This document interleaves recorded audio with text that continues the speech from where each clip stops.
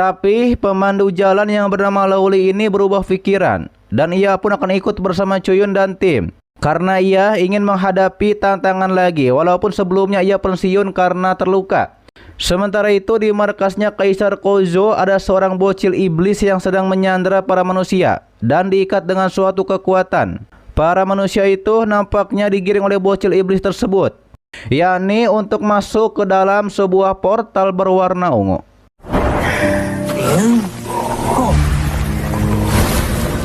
Sementara itu diperlihatkanlah seorang wanita yang berlari karena dikejar-kejar oleh penjaga. Ia pun meminta tolong kepada Chuyun.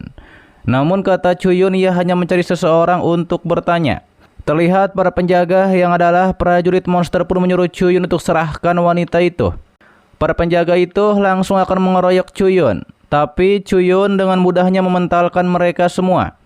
Kemudian mengambil salah satu pedang mereka dan menanyakan berapa orang yang ditangkap dan juga di mana mereka dikunci. Dikatakan oleh penjaga tersebut bahwa ada lebih dari 500 orang ada di penjara yang ada di gua alkimia. Penjaga itu pun ketakutan dan memohon untuk dilepaskan oleh Chuyun. Chuyun pun membiarkannya pergi. Namun tidak lama penjaga itu pun dihabisi oleh Xingtian.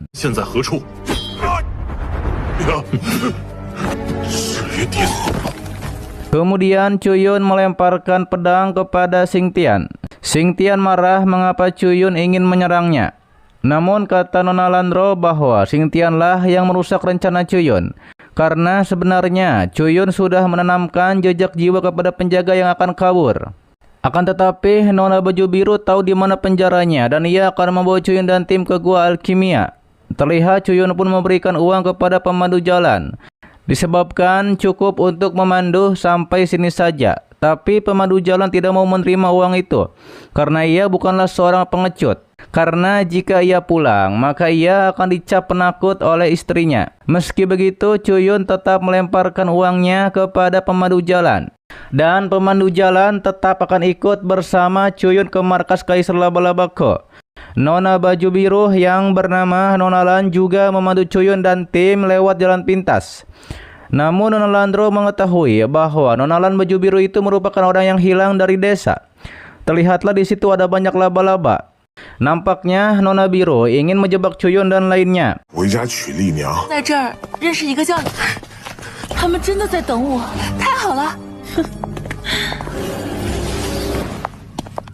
Hingga akhirnya Chuyun dan tim sampai di gua yang di sana terdapat banyak orang yang terperangkap oleh jaring laba-laba.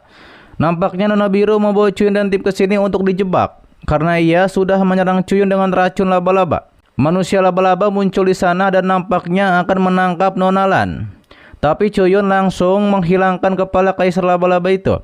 Diperlihatkanlah sebelumnya bahwa Chuyun dan lainnya tidak terkena oleh kabut racun. Kemudian manusia laba-laba itu pun menyambungkan kepalanya lagi dan menggunakan orang-orang yang ia tangkap untuk dikendalikan menyerang kepada Chuyun dan tim. Chuyun membuat pingsan orang-orang dari kerajaan Dacu yang ditangkap oleh Kaisar Laba-Laba.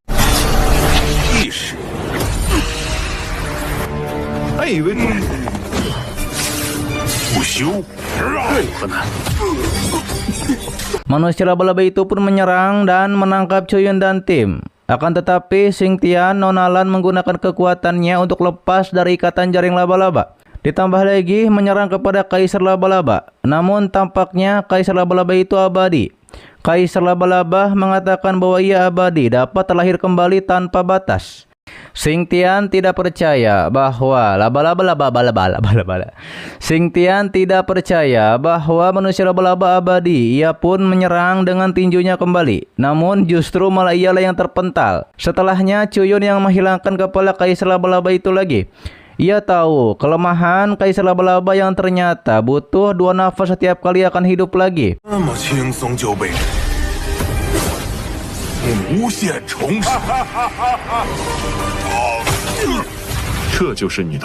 Chuyun pun mendapatkan pil iblis dari Kaisar Laba-Laba tersebut. Namun Nona Biru ingin pil iblis yang didapatkan oleh Chuyun. Ia mengatakan bahwa ia ditangkap oleh orang-orang dari kota emas hitam dan tidak ada yang berani untuk menyelamatkannya. Ia mengkhawatirkan keluarganya yang ada di desa termasuk putranya. Daripada itulah ia beralih untuk bekerja sama dengan klan Laba-Laba. Chuyun menegaskan yang salah adalah Nona Biru. Ia juga memberitahu bahwa bocil yang ia selamatkan waktu itu yang adalah Xiaobai masih baik-baik saja. Untuk membuktikannya, Chuyun memperlihatkan bocil Xiaobai yang ternyata adalah putra dari Nona Biru itu. Chuyun menyuruh Nona Biru dan orang-orang yang sebelumnya diikat oleh jaring laba-laba untuk pulang ke desa. Apalagi Xiaobai sudah menunggu Nona Biru. Setelah pergi, tiba-tiba saja Xingtian seperti kesurupan dan dikendalikan. Ia pun langsung menyerang kepada Nona Lan. Untungnya saja, Chuyun tepat waktu untuk menyelamatkan Nona Lan. Xingtian mengatakan bahwa orang-orang yang di depannya semuanya harus meninggoy.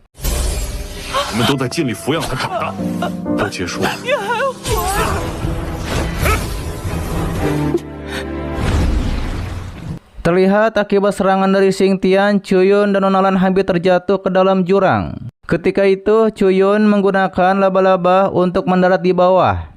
Di jurang itu terdapat sekali tulang manusia. Ternyata itu adalah umat manusia yang dihabisi oleh Kaisar Laba-Laba Ko. Di saat berjalan, ada yang akan menyerang Chuyun, yang ternyata itu adalah Xingtian.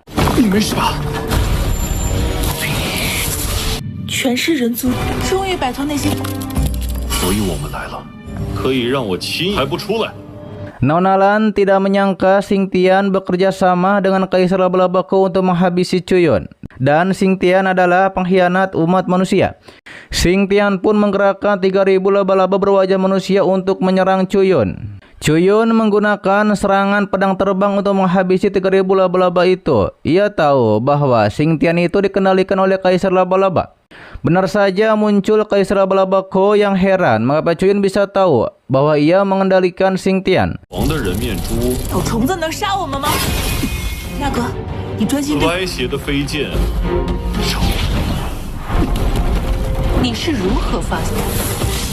Jelas Chuyun mengetahuinya karena walaupun Xingtian punya ambisi besar untuk menghabisinya, tapi tidak akan mau dikendalikan oleh monster. Kaisar Laba-Laba bisa mengendalikan Xingtian karena Xingtian masih punya sisa kejahatan yang ingin menghabisi Chuyun. Kemudian Kaisar Laba-Laba dengan kekuatannya mengendalikan Xingtian untuk menyerang kepada Chuyun. Ia juga menggunakan laba-labanya untuk menyerang Chuyun. Chuyun dan Nona Landro akan bekerja sama untuk menyerang. Chuyun maju menyerang kepada laba-laba, juga bertarung melawan Xingtian yang dikendalikan.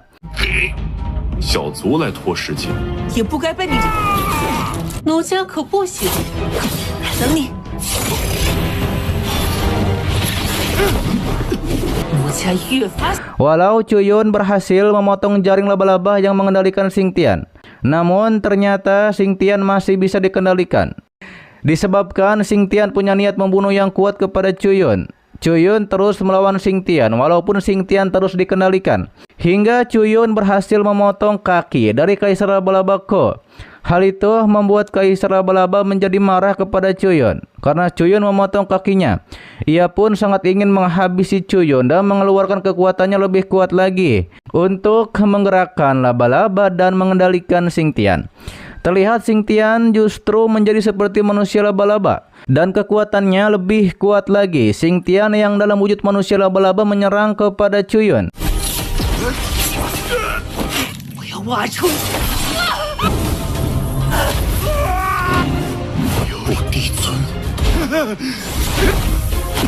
Namun Chuyun mengingatkan kepada Xingtian apakah Xingtian tidak malu dengan dirinya sendiri dan apakah ingin membalas dendam dengan penampilannya yang seperti ini dikendalikan.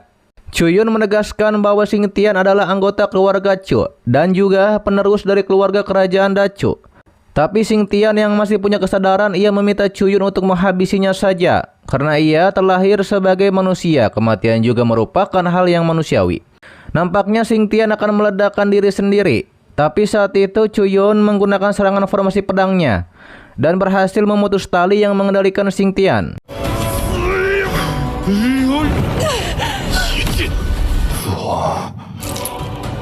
Kaisar Laba-Laba Ko kembali ke wujud laba-labanya dan ia tiba-tiba akan menyerang lagi. Namun dihalau oleh Chuyun. Chuyun nampaknya terkena sesuatu dan akan dikendalikan oleh Kaisar Laba-Laba Ko. Chuyun sesegera mungkin mengirim Xingtian untuk menjauh darinya.